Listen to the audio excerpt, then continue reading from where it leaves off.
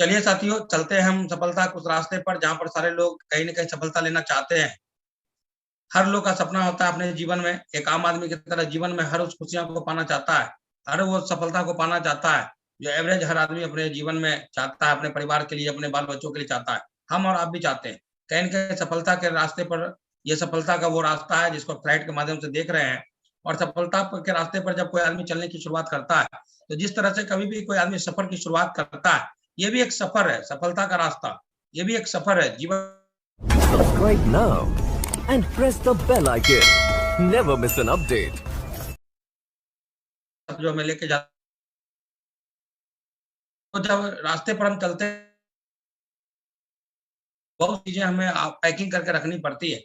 तो क्या अगर रास्ते में हमारे पास में कुछ चीजें अगर हम पैकिंग करके घर से ना निकले, तो कहीं न कहीं सफर में हमें बहुत सारी दिक्कत परेशानियों का सामना करना पड़ सकता है। इस सफलता के रास्ते में सेप्सो के जर्नी में भी, सेप्सो बिज़नेस में सफलता लेने के लिए यहाँ भी हमें कुछ सामान की पैकिंग करनी पड़ती है।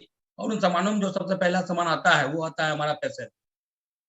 पैसेंज को आप जिस रूप में कहें, पीस से पैसेंज जिस रूप में आप ले लें, सब्र, संतोष, धैर्य, जिस चीज को ले लें। साथियों, मैं पैसेंज के बारे में बताना चाहूंगा कि पैसेंस होता क्या है कि आम जीवन में जब भी हम किसी काम-काज की शुरुआत करते हैं, कहीं भी काम-काज की शुरुआत करते हैं, चाहे हम पढ़ाई कर रहे होते हैं या फिर रोजी-रोजगार कर रहे होते हैं या नौकरी कर रहे होते हैं। दुनिया में सफलता लेने के लिए हर जगह कहीं न कहीं हम वक़्त देते हैं। एक विद्यार्थी पढ़ाई-लिखाई करता है, ग्रेजुएशन करता है तो 20 से 22 साल का वक़्त देता है। कोई दुकानदार दुकान खोलता है तो 10 साल, 15 साल, 20 साल लगातार उसी दुकान को चलाता है, तब जाके उस दुकान का नाम होता है और ₹2 उसके जीवन में आना शुरू होता है। कोई आदमी अपने नौकरी में लगातार 2 साल, 4 साल, 5 साल, 10 साल, 15-15 साल, 20-20 साल नौकरी करता है, तब जाके किसी पोस्ट पर उसकी पदोन्नति होती है, उसका पद बढ़ जाता है, तो उसकी इनकम बढ़ जाती है। लेकिन साथियों, डायरेक्ट सेलिंग की अगर बात करें, तो यहाँ पर लोग जुड़ते हैं, जुड़ते के साथ वो चाहते हैं कि हमें यहाँ सफलता मिल जाए। साथियों, जीवन के हर क्षेत्र में जब भी आप सफलता के लिए काम करने का प्रयास करेंगे ना, तो वक़्त लगता है। यहाँ भी वक़्त लगता है, ज़्यादा वक़्त नहीं लगता है, यहाँ पर 4 साल का वक़्त लगता है। ये 4 साल जो है ना, जिसमें पहला साल जो हमारा होता है, वो लर्निंग पीरियड होता है। पहला साल और दूसरा साल इस डायरेक्ट सेलिंग इंडस्ट्रीज में हमारा लर्निंग पीरियड होता है। इस पहले साल में हम सीखते हैं, लोगों से बात करना सीखते हैं, लोगों से कैसे मुलाकात करते हैं, कैसे लिस्ट बनाते हैं, कैसे इनवाइट करते हैं, इन सारी चीज़ों को हम सीखते हैं। और इन सारी चीज़ों को सीखने के दरमियान हमारी थोड़ी बहुत टीम बनती है पहले साल में। दूसरे साल में जो हमारी टीम बनती है, उनके साथ में हमें काम करने का मौका मिलता है और तीसरे साल और चौथे साल हमारा मेन काम होता है। तो जो आदमी 3 से 4 साल इस बिज़नेस में टिकेगा, वही यहाँ से डायमंड बनेगा। एक छोटे से स्टोरी के माध्यम से ज़रूर हम बताना चाहेंगे कि पेशेंस जो होता है, जो सब्र होता है, अगर सब्र नहीं रखते हैं तो क्या हो सकता है।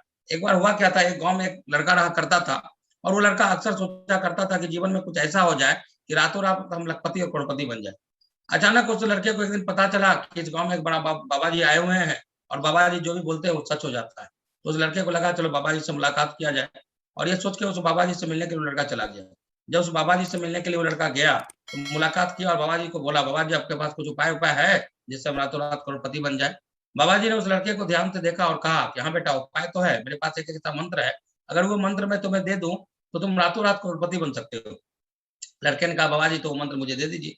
बाबा जी ने उस लड़के को फिर से सब बोला कि देखो बेटा, मंत्र बिल्कुल अचूक है, मैं तुम्हें दे भी दूँगा, लेकिन उस मंत्र का जाप करने के लिए तुमको बहुत सारा पैशेंस रखना पड़ेगा, बहुत सारा धैर्य रखना पड़ेगा।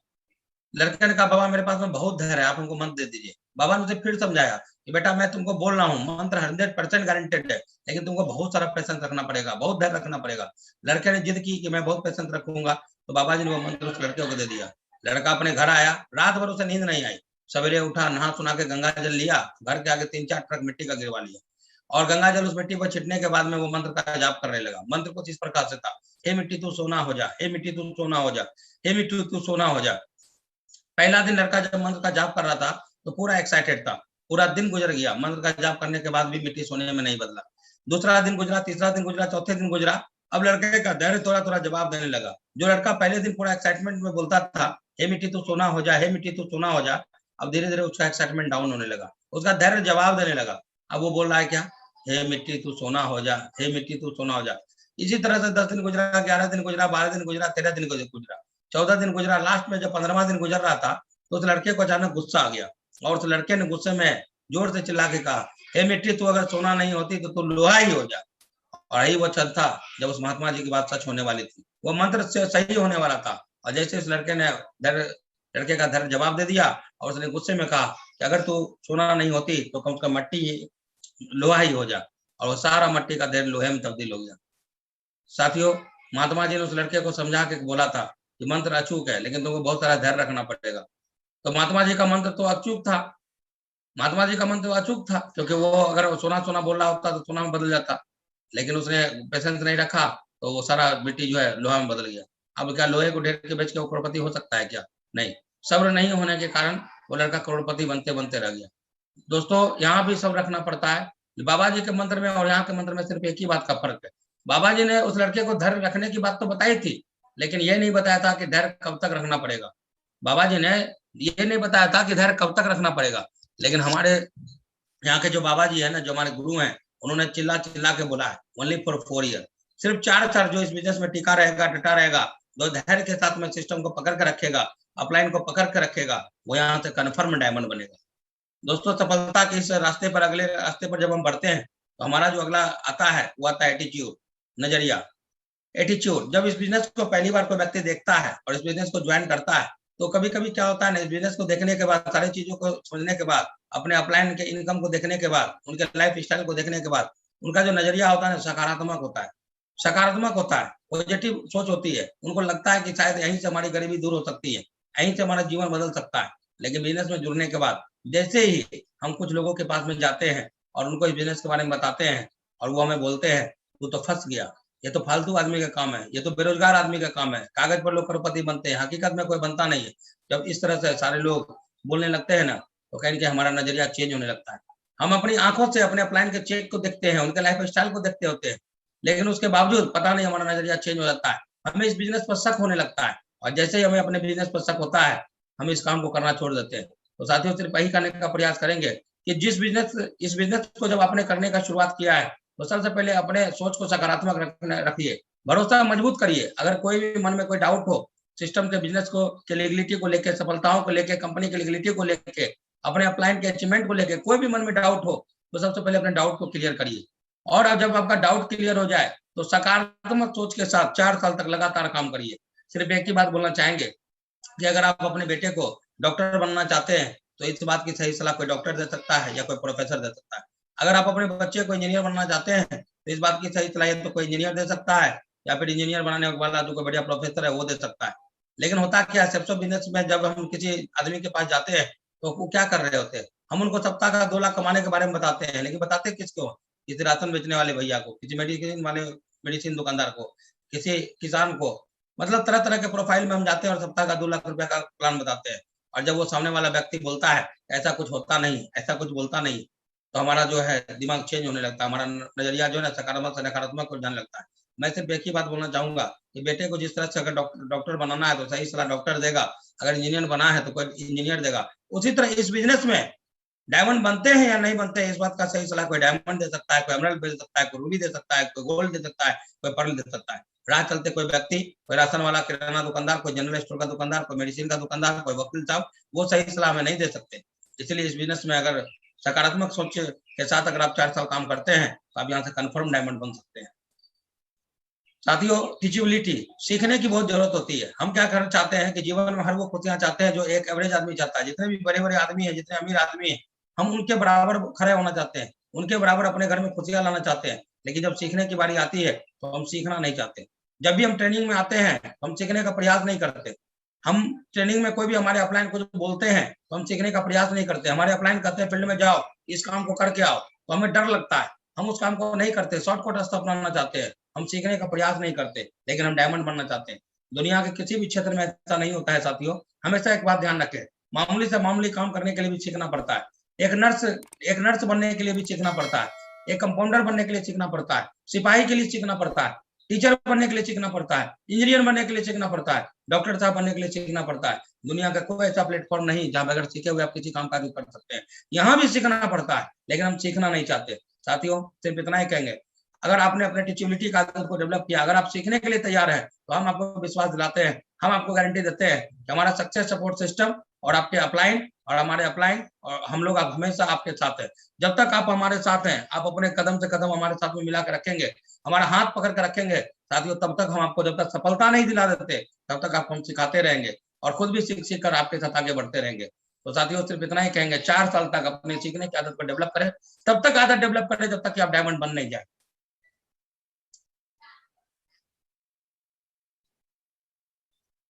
एक चीज और होता है ऑनेस्टी, ईमानदारी। साथियों आपको बताना जरूर चाहेंगे कि आम जीवन में थोड़ा बहुत अगर झूठ सच हम नहीं बोलेंगे तो शायद हमारा जीवन नहीं चले, बहुत दिक्कत परेशानी का सामना करें। लेकिन सबसे बिजनेस में अगर बात करें तो प्योर ईमानदारी का बिजनेस है, घोर कलयुग में सतयुग वाला बिजनेस है। यहाँ पर ईमानदारी हमें पड़ोसी से नहीं करनी होती है, यहाँ पर ईमानदारी हमें अपने आप से करनी होती है। क्योंकि होता क्या, दुनिया में कोई भी आदमी कहीं भी सफलता लेता है ना, तो कहीं ना कहीं अगर मार्केट में खुद का अगर कोई बिजनेस करता है, वो अपने दुकानदारी से इसलिए ईमानदार होता है क्योंकि उसको लॉस का डर होता है। कोई आदमी अगर नौकरी करता है तो अपने नौकरी में वो इसलिए सफल होता है क्योंकि नौकरी में उसको बॉस का डर होता है। लेकिन साथियों डायरेक्ट सेलिंग की अगर बात करें ना, तो ना तो यहाँ बॉस होता है ना ही कोई लॉस होता है। जो पैसा आप देते हैं उसका सामान मिल जाता है, और सामान मिलने के बाद आप कमिटमेंट करते हैं, काम करने की शुरुआत करने का कमिटमेंट करते हैं, और आप कमिटमेंट करते हैं मैं 2 घंटा सवेरे समय दूंगा, मैं 2 घंटा शाम में समय दूंगा, मैं दिन भर में 2 प्लान दूंगा। लेकिन होता क्या है, 2-4 लोगों को बताते हैं, 2-4 लोग जब आपको मना कर देते हैं तो आप अपने कमिटमेंट को फेल कर देते हैं, अपने काम से ईमानदारी नहीं करते। आपको सवेरे 2 घंटे का कमिटमेंट किया कि मैं 2 घंटा फील्ड में काम करूंगा, 2 लोगों को बताऊंगा, लेकिन 2-4 मना कर देने के बाद में आप अपने काम से ईमानदारी नहीं करते। साथियों यहाँ का ईमानदारी जो है हमें अपने आप से करना पड़ता है। अगर हमने ईमानदारी से अपने आप से कमिटमेंट किया, क्योंकि यहाँ पर कोई बॉस नहीं है, यहाँ पर कोई अपलाइन आपके ऊपर कैमरा लगा के नहीं देखेगा कि आपने अपने आप से जो कमिटमेंट किया उसको पूरा कर रहे हैं कि नहीं कर रहे हैं, आप फील्ड में काम कर रहे हैं कि नहीं कर रहे हैं, आप अपने टीम का मदद कर रहे हैं कि नहीं कर रहे हैं। कोई अपलाइन आपको यहाँ पर जबरदस्ती भी नहीं कर सकता। साथियों आपके नीचे का जो पूरा लेफ्ट और राइट है ना, ये पूरा का पूरा आपका बिजनेस है। लोगों की जिंदगी आपके हाथ में है। आप चाहे तो ईमानदारी से उन लोगों को डायमंड बना सकते हैं, और आप चाहे उन लोगों को बीच रास्ते में छोड़ सकते हैं।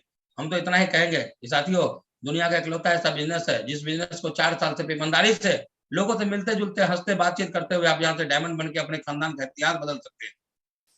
इसलिए हम हमेशा कहेंगे कि अगर आप अपने काम से प्यार करते हैं तो अपने काम से ईमानदारी जरूर रखें। अगर आपने कमिटमेंट किया मैं 2 घंटा काम करूंगा, मैं पूरे दिन में 4 घंटा काम करूंगा, मैं पूरे दिन में 2 लोगों को प्लान दिखाऊंगा, मैं पूरे दिन में 2-4-5 लोगों का फॉलोअप करूंगा, मैं अपने अपलाइन की बात मानूंगा, मैं सिस्टम की बात मानूंगा, जो भी कमिटमेंट आप अपने मन में करते हैं, अपने दिल में करते हैं, उसको पूरा करने का जरूर प्रयास करें। साथियों दुनिया में सतयुग में घोर कलयुग में ये इतना बड़ा बिजनेस है जहां पर सिर्फ ईमानदारी की बात होती है। मार्केट में आप कहीं भी चले जाइए, मैं भी एक दुकानदार हूँ, मैं भी अगर अपनी बात करूँ ना, मैं कितना भी अपने दुकान बैठ के बोलूँ मैं ईमानदार हूँ, तो मैं ईमानदारी से वहां पर काम नहीं कर सकता, क्योंकि ईमानदारी से काम करूंगा तो लोग जीने नहीं देंगे। थोड़ा बहुत झूठ सच बोलना पड़ता है, लेकिन इस बिजनेस में अगर थोड़ा सा भी झूठ सच अपने मिलाया ना अपने अपलाइन से या अपने डाउनलाइन से, तो बिल्कुल बिजनेस आपका खत्म हो जाएगा। साथियों प्योर ईमानदारी का बिजनेस, घोर कलयुग में सतयुग का बिजनेस है। इसलिए हमेशा अपने काम से, अपने टीम से, अपने अपलाइन से ईमानदार रहे। To do only 3 things you gives you 100% success. 3 ऐसी चीजें जो आपको 100% सफलता दिलाती है, जिसमें 90% होता है एक्साइटमेंट। एक्साइटमेंट का मतलब होता है जोश, जुनून। इस बिजनेस को लेके जाते हैं, किसी के दरवाजे पर जब हम जाते हैं तो हमारे पास कोई सामान नहीं होता, हमारे पास उसको दिखाने के लिए कुछ होता नहीं है, हम तो सिर्फ फोल्डर के माध्यम से या लैपटॉप के माध्यम से प्रेजेंटेशन देते हैं। सामान तो आता है 5 दिन 7 दिन के बाद आता है। तो हम जब किसी के दरवाजे पर जाते हैं और बिजनेस के बारे में बताते हैं, तो हमारे अंदर विश्वास का वो लेवल होना चाहिए, हमारे अंदर वो जोश और जुनून होना चाहिए जो सामने वाले व्यक्ति को दिखना चाहिए। कुछ लोग एक्साइटमेंट का मतलब जो है ना गलत भी निकाल लेते हैं। कुछ लोग इतना जोश और जुनूनी हो जाते हैं कि किसी व्यक्ति को प्लान के बारे में बताते हैं, और प्लान बताने के बाद अगर वो व्यक्ति ज्वाइन नहीं करता है तो उसको उल्टा पुल्टा बोल के चले जाते हैं, कुछ कुछ बोल के चले जाते हैं, या आपसे ये काम नहीं होगा, आप तो जो नौकरी कर रहे हैं उसी में मर जाइएगा, 10-20 रुपए ज्यादा आप कमा नहीं सकते, आपका जीवन खराब हो जाएगा, बहुत सारी बातें बक के चले आते हैं। साथियों हाथ जोड़ के निवेदन है, कभी भी इस तरह से किसी के साथ में आप ना करें। एक्साइटमेंट का मतलब ये नहीं होता है कि किसी आदमी को प्लान देने के लिए गए और वो आदमी अगर नहीं जुड़ता है तो आप उसका हिंदी करके चलाइए, इसको एक्साइटमेंट नहीं करते। एक्साइटमेंट का मतलब ये होता है कि आपने जो निर्णय लिया है डायमंड बनने का, और आपको पता है कि 4 साल काम करना पड़ता है तभी यहाँ तो लोग डायमंड बनते हैं, तो 4 साल तक आपको पॉजिटिव सकारात्मक सोच के साथ पूरे जोश से 4 साल तक फील्ड में डटे रहना होगा। जब आप लोगों के पास जाएंगे, प्लान देंगे, फॉलोअप करेंगे, लोगों का मन होगा, निर्णय आपने लिया है डायमंड बनने का, उन्होंने नहीं लिया है, लोगों का मन होगा तो आपके साथ ज्वाइन करेंगे, लोगों का मन नहीं होगा तो आपके साथ ज्वाइन नहीं करेंगे। लेकिन इसके लिए ऐसा नहीं है कि हमें उनके साथ में कोई उनके मान सम्मान से कोई खिलवाड़ करनी है। बस सिर्फ एक्साइटमेंट का मतलब वही बताना चाहेंगे कि कोई भी व्यक्ति प्लान देता है, फॉलोअप करता है, तो किसी सप्ताह 1000 का चेक बनता है, किसी सप्ताह 2000 का, किसी सप्ताह 3000 का, किसी सप्ताह नहीं भी बनता है। कोई व्यक्ति पूरा सप्ताह काम किया, चेक नहीं बना, दूसरे सप्ताह भी काम किया, चेक नहीं बना, तीसरे सप्ताह भी काम किया, चेक नहीं बना, चौथे सप्ताह काम किया, चेक नहीं बना, 5वें सप्ताह काम किया, चेक नहीं बना, लेकिन वो लगातार सिस्टम के ट्रैक पर है, अपलाइन की बात को मान रहा है, सिस्टम को फॉलो कर रहा है, प्लान दे रहा है, फॉलोअप कर रहा है, और जब भी वो प्लान देने के लिए घर से बाहर निकलता है, काम हो चाहे नहीं हो, आईने के सामने जाता है और अपने आप को देखता है और एक बार मुट्ठी बांध के कहता है I am a diamond, I am a diamond. इसको कहते हैं एक्साइटमेंट। हमें बिल्कुल भी ये अधिकार नहीं है कि हम किसी भी व्यक्ति के मान सम्मान के साथ में खिलवाड़ करें। तो जोश होना अच्छी बात है, जोश को रखना अच्छी बात है, लेकिन अपने जोश में किसी सामने वाले का मान सम्मान से खिलवाड़ करें, ये अच्छी बात नहीं है। 8% टेक्निक से आगे बात करेंगे। 2% फाइन ट्यूनिंग का होना भी बहुत जरूरी है। कभी-कभी होता क्या है, कामकाज के दरमियान अपलाइन में, डाउनलाइन में हम लोग एक साथ फील्ड में काम करते हैं और ह्यूमन है, मनुष्य है, प्लास्टिक के तो है नहीं, हार्ड मांस के हैं। तो कभी-कभी कुछ-कुछ गलतियां हम लोगों से हो जाती है। कभी किसी डाउनलाइन से कोई गलती हो जाती है, कभी कोई अपलाइन से गलती हो जाती है। तो नजरअंदाज करना है, ज्यादा उलझना नहीं है। मैं तो सिर्फ इतना ही कहता हूँ कि कभी कोई गलती अपलाइन से या डाउनलाइन से अगर हो जाती है, तो कम से कम डायमंड बनने तक 3 से 4 साल तक ज्यादा उलझना नहीं है, लड़ाई झगड़ा नहीं करना है। आपस में एकदम फाइन ट्यूनिंग, बेहतर तालमेल, फाइन का मतलब बेहतर, ट्यूनिंग का मतलब तालमेल। बेहतर तालमेल बना के काम करना। आपने पुराने समय में रेडियो को देखा होगा, उसमें वॉल्यूम के बगल में एक नॉब होता था जिसको फाइन ट्यूनिंग कहा जाता था। वो फाइन ट्यूनिंग को जब घुमाते थे और सही जगह सेट करता था तो मधुर-मधुर गाने बजने लगते थे। और अगर उसको फाइन ट्यूनिंग घुमाने में थोड़ा-सा दिक्कत होता था, सही जगह पर सेट नहीं होता था, किर किर किर किर की आवाज आती थी। तो उसी तरह इस बिजनेस में भी अगर जीवन में आप आगे बढ़ना चाहते हैं, तो अपने डाउनलाइन के साथ, अपने अपलाइन के साथ, अपने सिस्टम के साथ फाइन ट्यूनिंग बना के रखें, बेहतर तालमेल बना के रखें, अच्छे संबंध बना के रखें, तभी जीवन में आप बड़ा काम कर पाएंगे। 8 step of success: dream, list, invitation, show the plan, follow up, 100% use your tape book, function, be a team player. 8 वो मंत्र है साथियों, जिस मंत्र का जाप करके सारे लोग यहाँ से सफल हुए हैं। यही वो 8 स्टेप है जिसके बारे में हमको जानना है, समझना है और जीवन में उतारना है। सबसे पहला है ड्रीम। इस बिजनेस में, ये बिजनेस जो है ना, आटा चावल आने का नहीं है। इस बिजनेस से मैं आपको पहले ही बता दूं, आपके घर का जो है ना, शुरुआत में घर का राशन नहीं आएगा, आटा चावल ये सब घर का नहीं आएगा।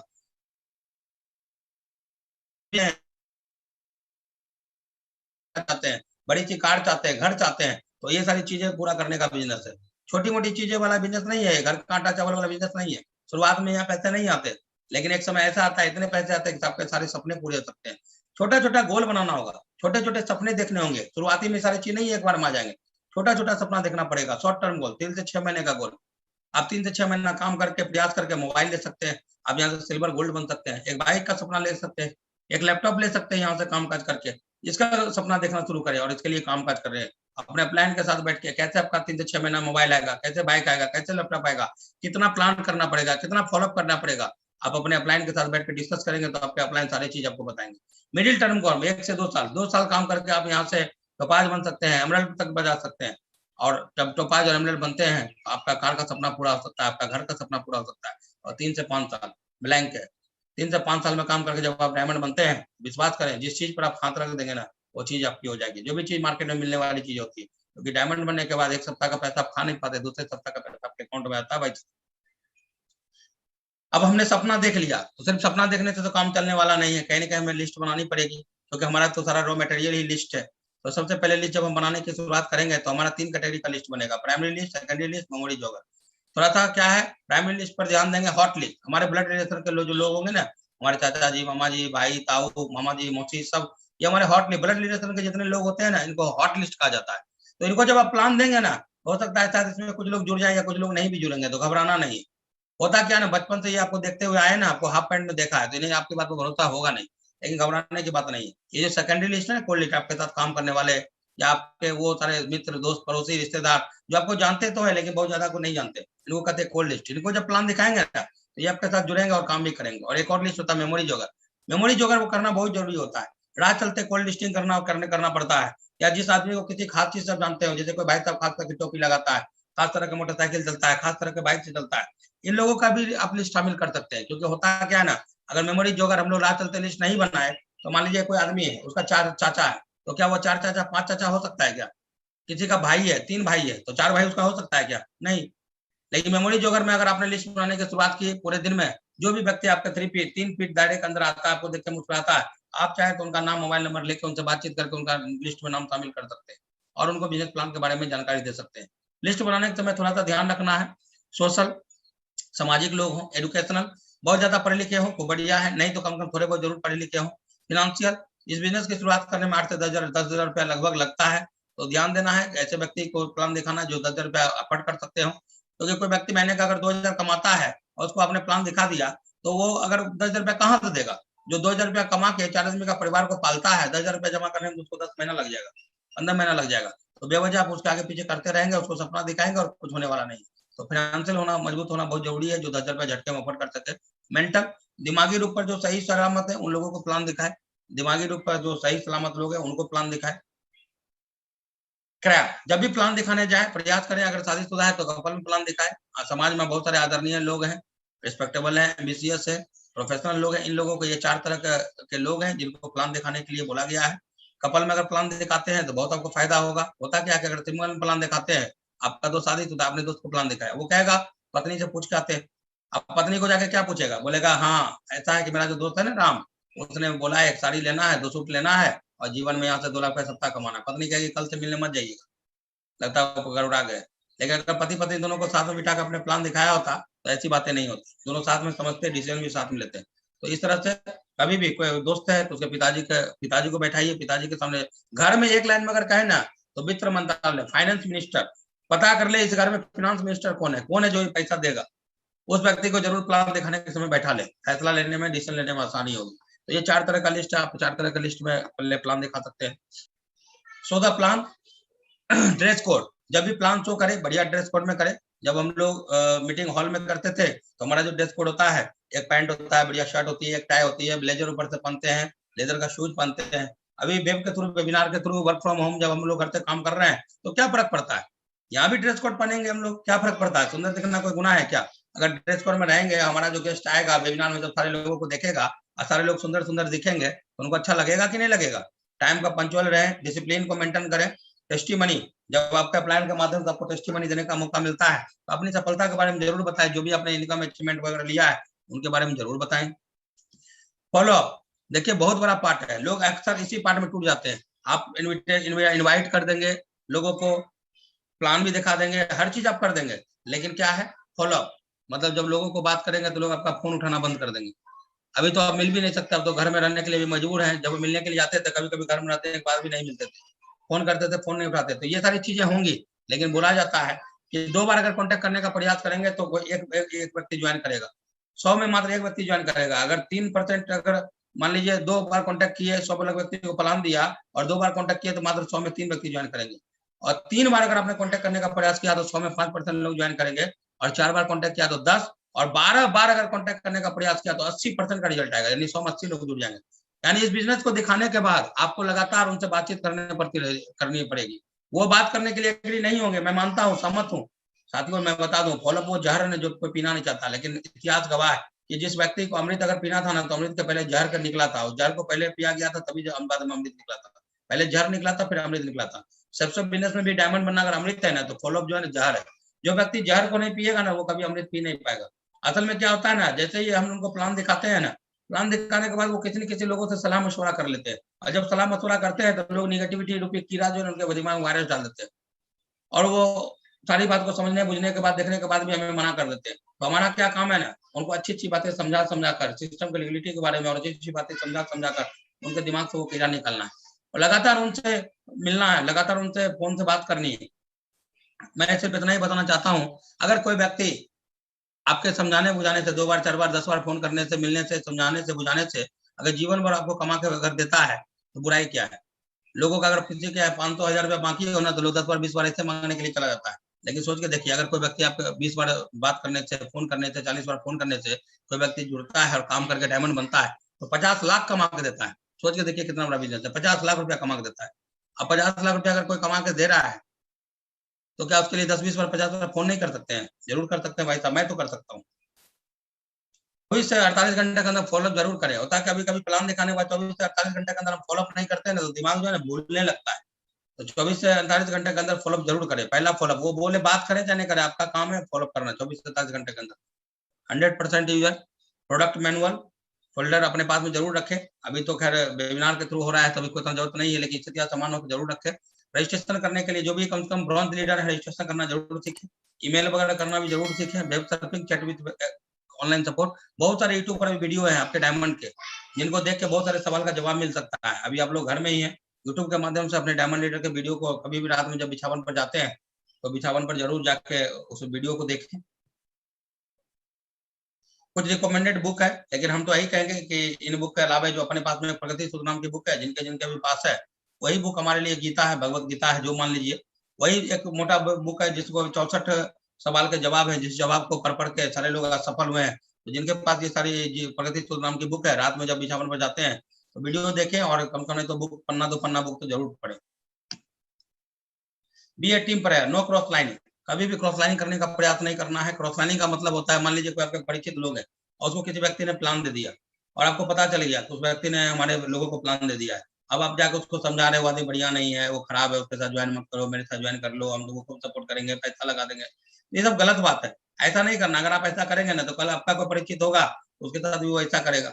हमें एक अच्छा माहौल बनाना है, क्योंकि सारा खेल जो है ना माहौल का है। अगर मान लीजिए कोई आपका परिचित व्यक्ति है, कोई आदमी उनको प्लान दिखा दिया और आपको पता चल गया और आप उनके बारे में बोलेंगे भाई वो अच्छा लीडर है, उनके साथ ज्वाइन कर लो, और उस व्यक्ति को जब पता चलेगा कि आपने ऐसा बोला है तो जीवन में कभी भी उसका भी जब कोई गेस्ट अगर उसके साथ ज्वाइन करेगा ना और उसको पता चलेगा तो वो भी जाके आपको प्रमोट करेगा। तो कभी भी हमें क्रॉस लाइन नहीं करनी है। क्रॉस लाइन करने से माहौल खराब होता है और काम काज बढ़िया नहीं होता है। काउंसलिंग विद एक्टिव अपलाइन, कभी भी जब काम काज करने के दरमियान में हो सकता है शायद आपका काम बढ़िया नहीं हो रहा हो, कभी चेक बन रहे हो ना बन रहे हो, तो अपने अपलाइन के साथ बैठ कर अपनी काउंसलिंग जरूर कराएं। जो भी दिक्कत परेशानियां हो आपके अपलाइन उसको समझेंगे, बुझेंगे, आपको जो सही रास्ता होगा जरूर बताएंगे। एडिफिकेशन, अपने अपलाइन से कभी किसी का फॉलोअप करवाते हैं या मिलवाते हैं ना तो अपने अपलाइन का परिचय दमदारी से करवाए। कभी कभी होता क्या है, कुछ लोग जो है ना अपलाइन का परिचय बड़ा सा धीरे से करते हैं। ये हमारे अपलाइन है मिस्टर राजकुमार, और राजकुमार जी को क्या बोलेंगे, सर ये डॉक्टर साहब है, फलाना गोल्ड मेडलिस्ट है, चिल्ला गोल्ड मेडलिस्ट है, लक्ष्मी बम है, तो ये हुआ। तो अपलाइन को छोटा बना दिया और जो गेस्ट था उसको बहुत बड़ा कर दिया। हम ये नहीं कहेंगे कि अपलाइन को खूब बड़ा कर दीजिए, हर अपलाइन को अपलाइन ही रहने दीजिए। आप इतना तो बोल ही सकते हैं कि सर जिस बिजनेस के बारे में हमने जानकारी दिया है उस बिजनेस में सर बहुत ही सफल है, कम समय में सफलता ली है, और सर ये है हमारे डॉक्टर रमेश जी, जरा इनसे इनको प्लान दिया है, जरा इनसे बात कर लीजिए। यानी क्या है, थोड़ा सा प्लान का दमदारी से प्रमोशन अगर आपने किया तो सामने वाला व्यक्ति जो है आपके प्लान की बात को सुनता है। सिंगल माइंड अप्रोच बहुत जरूरी है। अभी बहुत सारी कुकुरमुत्ता कंपनी आने वाली है, बहुत आ भी चुकी है और बहुत आने भी वाली है, लेकिन ध्यान रखिएगा कुकुरमुत्ता जो होता है ना उसका उम्र मात्र 1 साल का होता है।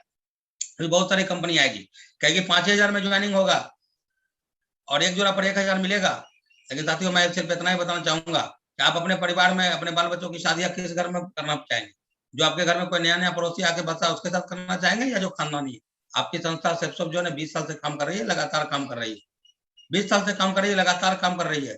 कोई ऐसा दिन नहीं रहा जब कंपनी ने काम करने वाले अपने लोगों को उसका पैसा नहीं दिया, अपने अपने कंपनी ने किसी का सामान रोका हो। 20 साल से लगातार बिना रुके टुके लगातार लोगों को सामान दिए, लोगों को चेक दिए, लगातार एजुकेशन सिस्टम दिए। अब इस संस्था को छोड़ के और कोई दूसरी संस्था अगर थोड़ा सा हमको लोभ दे दे और हम वहाँ चले जाए, तो आज हम यहाँ पर सिल्वर है तो कल वहाँ जाके चले जाएंगे तो हम हो जाएंगे जीरो। फिर हमने 50 लोगों की टीम बनाई, हम सिल्वर वहां भी बन गए, और फिर कोई कंपनी आई और उसने फिर लोभ दिया और उस कंपनी को छोड़ के फिर हम कोई और कंपनी में चले गए, तो फिर क्या उतना रहा, जीरो। यानी कहने का मतलब है कि साथियों जीवन भर हम इधर उधर बौखते रह जाएंगे, लेकिन जब टीम देखेंगे ना तो जीरो से ही समझ में आएगा।